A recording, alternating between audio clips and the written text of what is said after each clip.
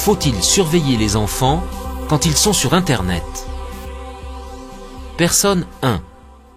Moi, personnellement, je suis toujours à côté de mes enfants quand ils vont sur Internet. Bien sûr, c'est un petit peu en fonction de leur âge. Mais jusqu'à 13-14 ans, je serai derrière leur dos à chaque fois qu'ils iront sur Internet. Personne 2. Pour l'instant, ma fille ne sait pas encore bien se servir d'Internet. Pour moi, ce n'est donc pas vraiment un problème. Je ne sais donc pas trop quoi vous répondre. On verra plus tard. Personne 3. Je n'arrive pas forcément à les contrôler lorsqu'ils vont sur Internet. D'une part, ils maîtrisent l'informatique mieux que moi, et d'autre part, quand je ne suis pas là, ils font ce qu'ils veulent. Alors, il faut avoir une certaine philosophie. Et puis, je crois que plus on les surveille, plus ils ont envie d'aller sur les sites pas très catholiques. Alors, à quoi bon? Personne 4. Je suis prêt à utiliser toutes les sécurités possibles pour protéger et contrôler mes enfants par rapport à Internet. Moi-même, je suis parfois choqué lorsque je vais sur Internet. Pour moi, c'est encore plus dangereux que la rue. Personne 5. Personnellement, cela ne m'inquiète pas trop. Je pense qu'ils sont raisonnables et je leur fais entièrement confiance. Je n'aime pas être tout le temps derrière eux. Je n'ai pas envie de les surprotéger. Personne 6. Je pense que l'accès à Internet est difficile à réglementer et que le contrôle parental est nécessaire. Mais bon, il ne faut pas exagérer non plus. Il faut que les enfants aient conscience du danger, mais on ne peut pas toujours les avoir à l'œil.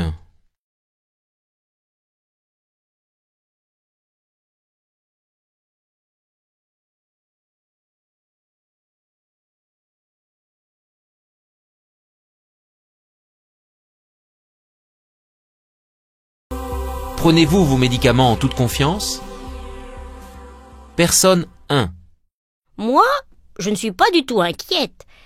Je lis la notice explicative, mais c'est par habitude. Je ne pose pas beaucoup de questions aux pharmaciens, sauf celles concernant les allergies. Mais en dehors de ça... Personne 2. Je fais très attention. Beaucoup de médicaments sont dangereux pour la santé et je demande toujours des indications à mon médecin. Et surtout, j'évite d'en consommer. Personne 3. Je ne suis pas du tout méfiante. J'ai du mal à croire que les médicaments puissent provoquer un handicap. On est déjà exposé à tant de choses nocives comme la cigarette, la pollution. Il ne faut pas exagérer.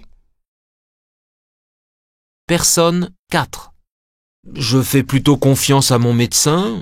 Je lui demande toujours qu'il me prévienne des effets secondaires. Et je lis les notices explicatives. Je suis sous traitement et n'ai jamais eu de problème, mais dès que quelque chose ne va pas, je vais chez mon médecin. Je ne veux pas m'empoisonner. Personne 5. Personnellement, je ne suis pratiquement jamais malade et je prends très peu de médicaments.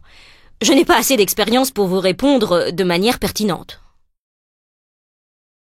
Personne 6. Je n'ai pas le choix. Je suis sous traitement. Mais je fais attention aux effets secondaires. Je n'hésite pas à poser des questions à mon médecin ou à mon pharmacien.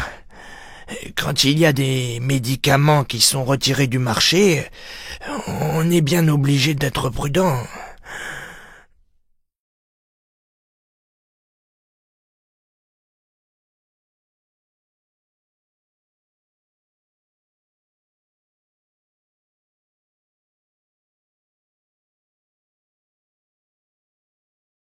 Comment jugez-vous votre situation économique actuelle?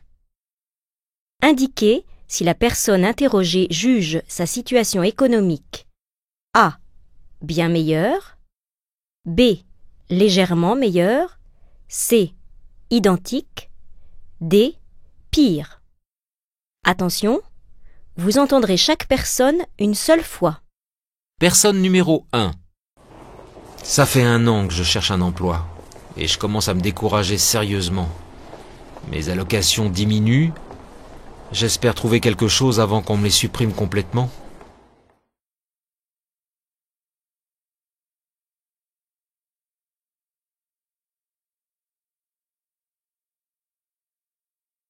Personne numéro 2. Oui, bon, j'ai été légèrement augmentée en début d'année, mais avec l'inflation, mon pouvoir d'achat est finalement resté le même.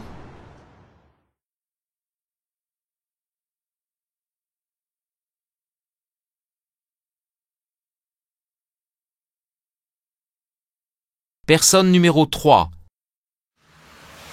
Je suis très optimiste, notamment sur la situation de l'emploi.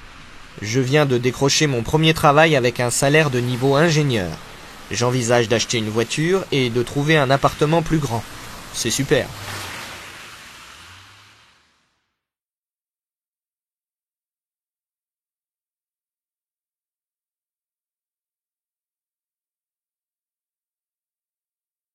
Personne numéro 4.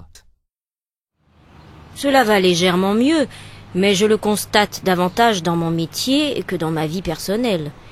J'exerce ma profession dans une société de travail temporaire et je note une petite reprise, mais cette reprise ne change pas tellement mon niveau de vie.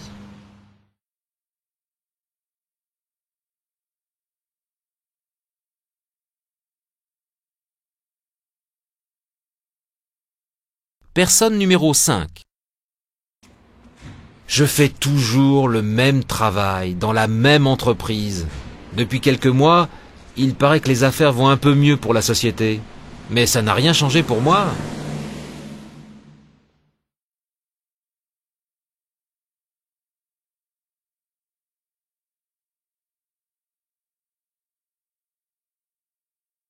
Personne numéro 6. Je ne ressens pas de changement. Le loyer de mon appartement prend une partie importante de mon budget et je consacre l'autre partie de mon revenu à l'épargne. Je travaille beaucoup, comme ça je ne suis pas tentée de consommer plus.